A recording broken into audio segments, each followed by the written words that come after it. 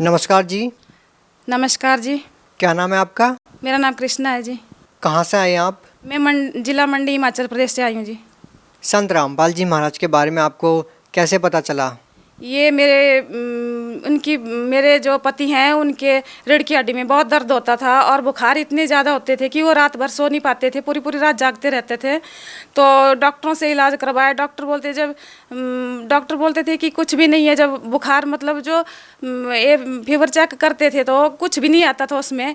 तो देवी देवताओं का हमने इतना इलाज किया कि बहुत ज़्यादा इलाज किया। देवी देवताओं की भक्ति करते करते हम इतने दुखी हो गए थे कि हमारे को कुछ भी दिखाई नहीं दे रहा था। हमारे खेवड़ का मेला होता है, वहाँ खेवड़ मेले से मेरे को ज्ञान गंगा पुस्तक मिली थी। जब मैंने ज्ञान गंगा पुस्तक पढ़ी तो उसमें मेरे को पता चला कि ये जो हम भक्ति करते हैं तो हम शास्त्र के विरुद्ध भक्ति कर रहे हैं।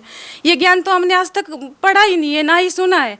फिर मैंने अपने पति को बताया कि ऐसा ऐसा ज्ञान है, मतलब अलग ज्ञान है, हमने आज तक ये ज्ञान सुना ही नहीं है, ना पढ़ा है, ना हमारे को कहीं मिला है।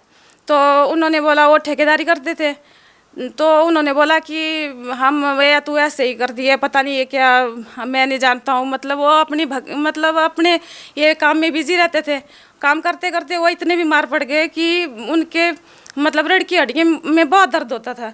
तो रीढ़ की हड्डी में दर्द होने के कारण उनको बुखार भी आता था। जब डॉक्टरों से टेस्ट करवाए कोई भी बीमारी नहीं निकली। हम फिर बहुत तंग हो गए, देवी देवताओं के चक्कर काटने लगे। जब देवी देवताओं के चक्कर काटने लगे तो हमें कहीं से भी कोई भी लाभ नहीं हुआ। फिर जैसे घर में मेरे पति आए तो जब वो बिस्तर पर लेटे हुए मैंने उनको जो ज्ञान गंगा पुस्तक दी।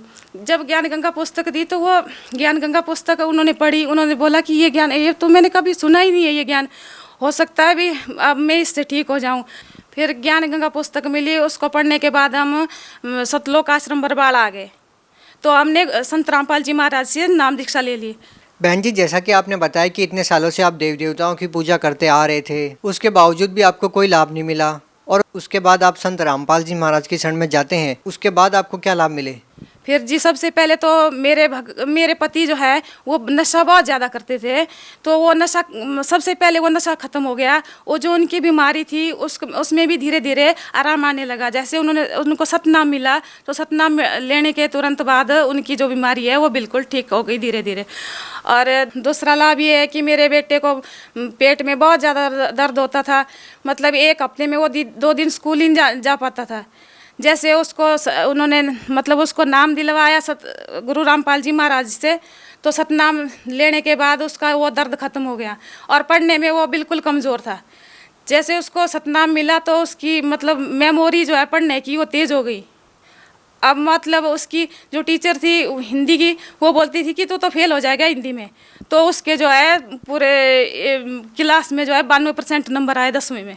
और एक बार जब मैंने नई नाम दीक्षा ली थी तो मेरी भेड़ को भाग ले गया और मैं मतलब 100 मीटर के ऊपर खड़ी हुई थी। जैसे मैंने एक ही आवाज़ लगाई तो एक ही आवाज़ लगाने से बाघ ने मतलब मेरी भेड़ को छोड़ दिया। और हर साल जो है मेरे घर में एक गाय पाली हुई थी। मेरे हर साल जो है एक गाय मर जाती थी। जब से मैंने संत रामपाल जी महाराज से नाम दीक्षा ली तो उसके बाद मेरा कोई भी ये नुकसान नहीं हुआ जी। हमारी आर्थिक स्थिति भी बहुत कमज़ोर थी।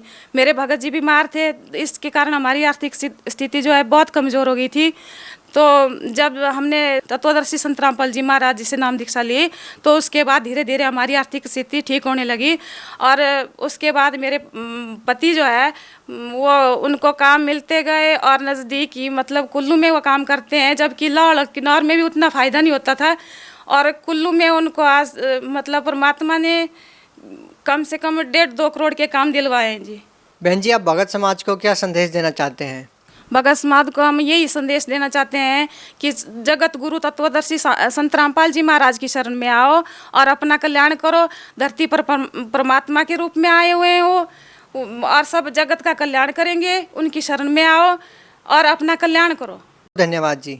सत साहिब।